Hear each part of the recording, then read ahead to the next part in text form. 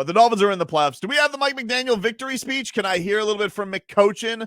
Victorious in the locker room, being taken in there because the Dolphins do something they haven't done since 2016.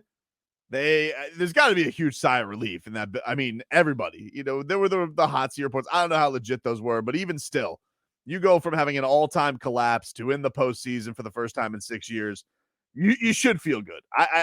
Yes, it was ugly. It was pulling teeth to get to the finish line, but you're there, and that's all that matters right now. Who's going to be the quarterback? All that stuff. We got a whole week to talk about that. Ultimately, you had a lot of good this season, and you get to cap it off by being in the postseason. You don't want it to be, wow, that was one of the most epic collapses in franchise history, one of the most epic collapses of all time. Now you get to at least celebrate. Hey, this was a good year. You're in, and, hopefully you have your QB against Buffalo. So win or lose, though, would you say this team is better? And I tried it, and I ask you this before every year, and I'm going to ask you this now. We all think that this team is better and going in the right direction. They're one field goal away from having a worse record than the last 2 years. Would you still say that if they didn't win yesterday's game? And that's we center everything around what the record is, right? And we say, oh, they were 10-6, but they didn't make it to the playoffs. I mean, 9-8 made it this year, and 10-6 didn't before. Understood, but you can't. But you, it's all in the feeling of it, right? Like you have all these teams. Look at the Lions and look at the Jaguars. They both finished with the same record. They both had mid-season turnarounds. The Dolphins got off to a hot start and had an end-of-season fallout. Like, it's all on the way. I think it always is better, I guess, to end hot than it is to end the way they did. But the Dolphins got off to such a good start. They literally needed to win one game to get into the playoffs in the last half of the season, the last quarter of the season. They were 8-3. Yeah. So of the last 6 games, they needed to win one. One game. And they won one. Yep. That's pretty nuts. It is. It is. But they're in. They're in. But does that make them better than the last 2 years? I think they were better. I think that was an important thing because I do feel like we saw some things that we hadn't seen in a long time and around these parts. Offense is better. Defense wasn't. I think the secondary is bad. I think injuries, though. I think individually, some of the defenders that we see on this team, though, I think you look at the 3 young studs on this team, they're as good as anybody they've had in a long time. I tell you what, and it's all in the secondary and linebackers that I would say they weren't as good. Partly because of injury, a lot of injuries in the secondary. Mm-hmm. But up front, up front's great. Oh my goodness, Sealer, Phillips, and Wilkins. Yeah, still waiting. And what's incredible is the guy you gave all the money to, Chubb. I like. Somebody. I mean, Chunky was better than him. Listen, well, Chubb is the cousin of Fat. No, I'm talking about no. He just refers to him as Chunky. This is, I saw him yesterday at the Heat game, by the way. Wow, he's round.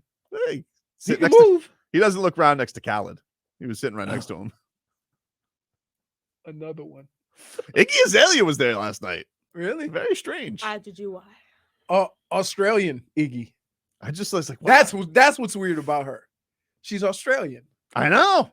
But I was like, Iggy Azalea, where's she been? Huh? Where's she been? They go on tour, and then you say, where have they been? I don't think she's been on tour for a very long time. Yeah, when's the last? When was First Things First on the Realist? That was like 10 years ago. Swaggy P. Since that incident. Get to that Heat. That game annoyed me. Do we have the victory speech from McCochin? This is Mike McDaniel in the locker room after the game. Now, I might not know a thing or two, but I told you guys this shit would be worth it. Is it worth it or not? It's worth it. I am so proud of this group of people. It is amazing. Okay? Everybody in the building, in the football operations building, is getting a game ball. Okay? Yeah. Because it is so easy to blink in a 5-game losing streak, especially when you guys put it all on the line. Skyler.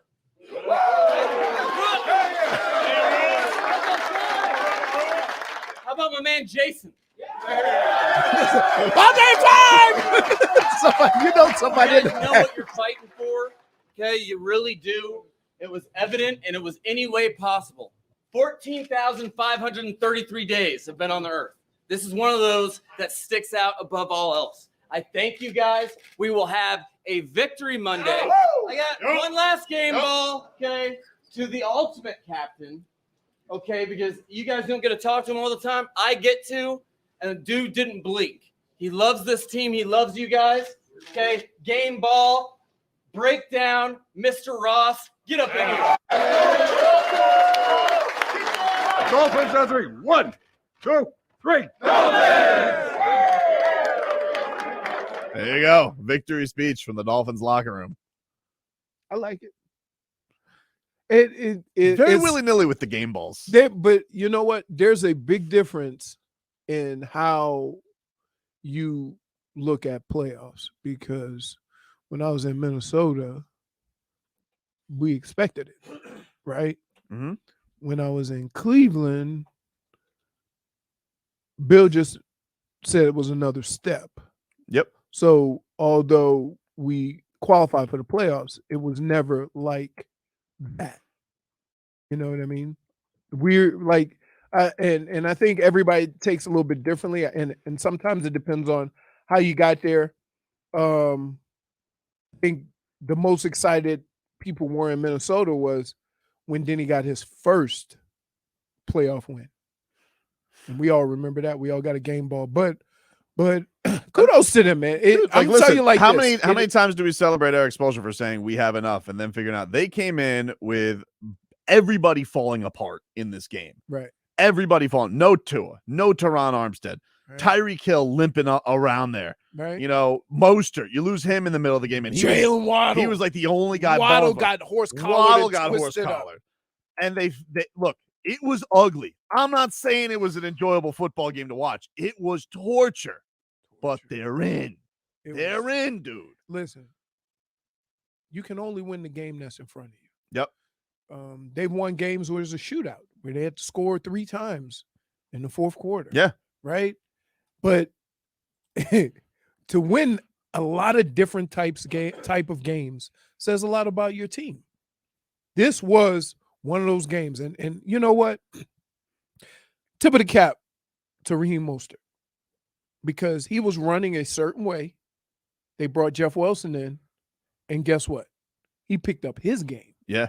Because he ran with a different type of aggression. He saw Jeff Wilson that first game run with that ferocity that he had, and he picked up on it. Right. Yep. And he's carried that all year.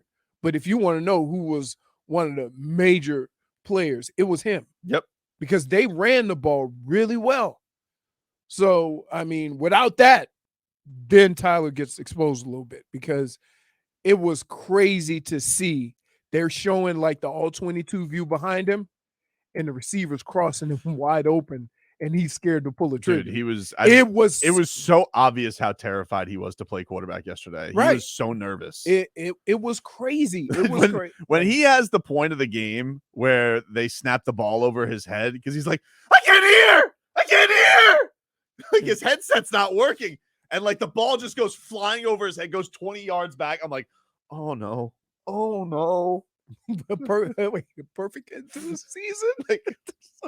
But like to have him mic'd up, terrified like that, or to have the mics pick up, I can't hear. And like Connor Williams just like, did he say hike? Oh my god. Ball just goes off willy-nilly. By the way, he's frauds. Who? Cowboys? Oh, yeah. Woof. What are you doing? We'll get into the rest of the playoff matchups. Fighting for the number 1 seed. What? And in a mere matter of minutes, they want me to finish trial. I mean, it's gonna happen. So we got about 3 or 4 cases on the docket.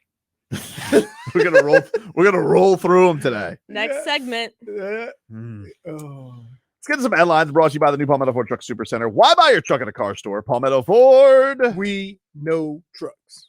The Dolphins are going to the playoffs. They beat the Jets 11-6. Hilarious score. Can I just tell you? Wait. If you bet on the Jets, the way you lost that bet, terrible, is so Jets. Yep. Because you could always say when Jason Sanders missed that field goal, at least I covered. Right? And then they start kicking the ball. Why are we going backwards? They kept going back. They got the ball on the 40. By the time it was done, it was on the back of the end I zone. know. It was impressive. Right. It was impressive. And let's be clear. Hmm? I'm serious about this. I have a rule. When we doing the let's make something happen at the end of the game, the laterals and all that, Joe Flacco should never touch the ball. Wow. Again, you mean? Again, Yeah. like once the original, the OG. I got you. Right. Because And if he is, just throw it forward, Joe. no. At that point, it could be laterals. But here's what once it got back behind the line of scrimmage, could they have then thrown it down the field? I think so. I thought that's the rules. Or is it once it passes? I don't know. Yeah, I Good see. I don't even know that. Who But cares? who cares? So not only did you lose the game, but even your Jet supporters were miserable because you managed to give up 2 random points to make them lose their bet. It's bad. Yeah. Guy says, where the hell is this text? Oh, this is embarrassing. They're gonna get killed in Buffalo. I mean, the game wasn't. See, no. You should appreciate this guy Why? because I don't this, appreciate him at all. No. This is what you do all the time. No, You did it with Trevor Lawrence all year. You kept moving the bar. I wasn't moving. You the ball. were moving the bar. I acknowledge that crime. No, may be you coming. didn't. You just did it again. You have never acknowledged anything. They started 3-7, And they're in the playoffs. I know. And at no point did you say, because they started 3-7. Then they had that loss to the Lions, who at the time I also didn't think was good. So and they lost by they lost 41-14. okay. I didn't think these crimes were coming. I thought I would have gotten off scot-free. I'm facing trial. I'm here. You bet you I'm not are. going to skip town. You Wait. bet. Hey, here we go. Multiple charges on the defendant, Brendan Tobin. 1 count of first-degree show poniness, 1 count of fraud, and 1 count of second-degree flip-floppery. For flip-floppery. Guy says, what did Hootie tweet and then delete after the game? How do you plead? Not guilty. Okay. I plead not guilty. By But the trial reason- doesn't start for another 5 minutes. By reasons of insanity? No, I don't have to tell you why. The burden of proof is on you, I'm so excited. the defendant. It's Hey, so on the prosecution, baby. you think you're getting away without having to answer the crimes because you're gonna say, and The burden of proof. wait. This is where we're gonna go at it. Hmm? Because at the end of this trial, Yep. here's what Tobin's gonna say. I don't think you proved anything. It's coming. We'll see. I'm telling you, I You better know have a this. good lawyer. I know this dude. Hard to say.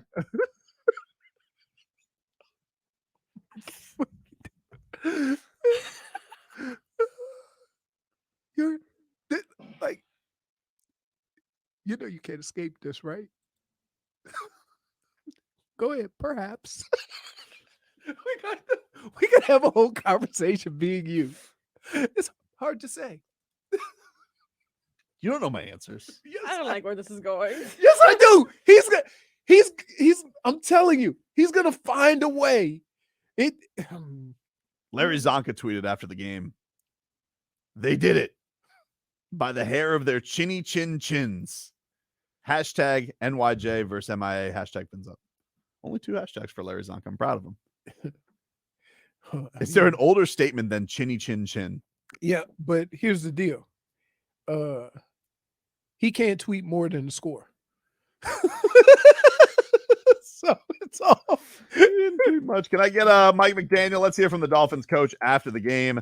Here he is on how it feels to make the playoffs. Well, I would say it feels tremendous. That doesn't mean that wasn't the goal, is just to get to the playoffs. However, understanding, all involved, people that have been within the organization for 30 plus years. You talk about a fan base that hasn't seen their team go to the playoffs since 2016. you just talk about a lot of people involved. It's very fulfilling for the way it happened.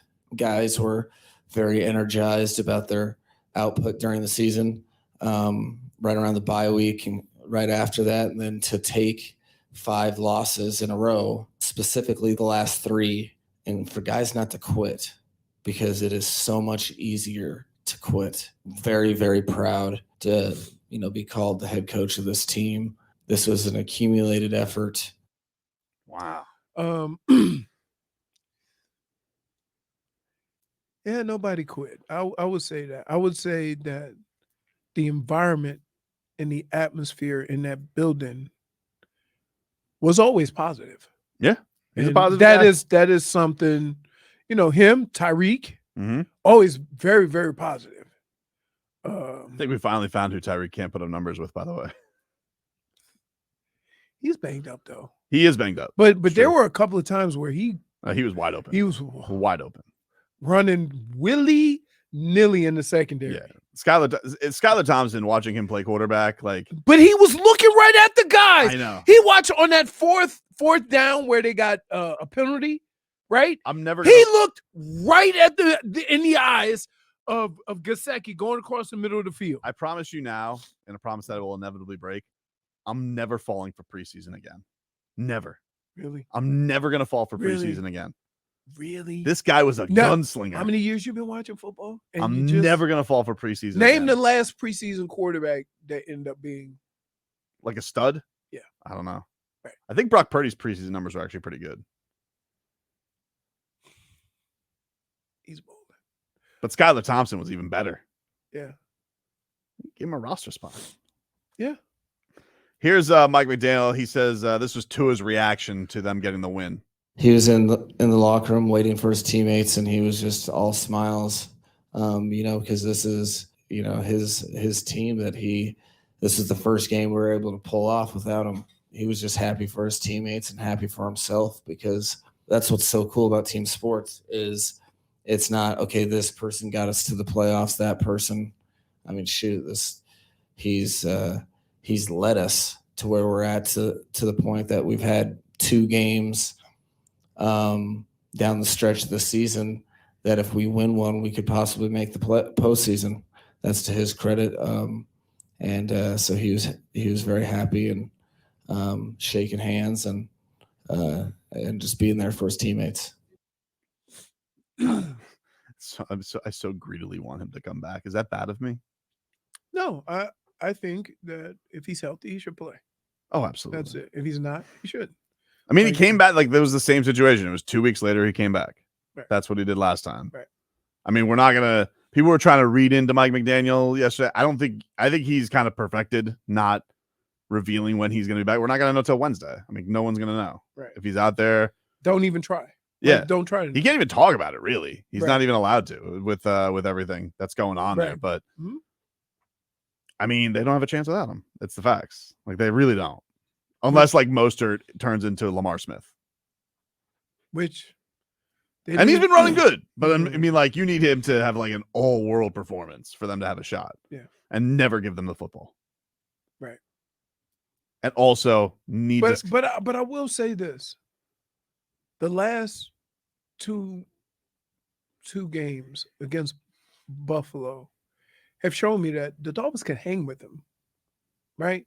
They do need to Yeah, they need Tua. though. And What is it right now? It's an 11-point spread. I can't see that. Let's see. Yeah, right now Buffalo's an 11-point favorite. With I think Vegas assuming Tua is not going to play. I mean, how much of a move you think that line will make if they say he plays? Still be 8. I think 3. I think it'll Be- move. so I be think it'll 8? move 3. Yeah. It'd be a touchdown plus. Yeah.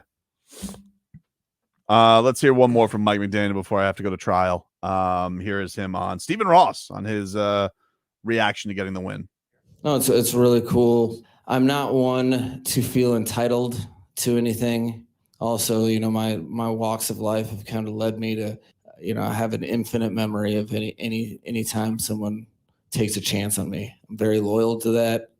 I know how many other teams were interviewing me. So do you guys. The answer is 0. And he felt his gut. That didn't matter, that this was the right fit for everything that we're trying to do here. And I'll forever be loyal to that. And I really feel like people will truly realize what type of unbelievable owner he is. And he's just been 100% supportive. So I was very happy to share that with him.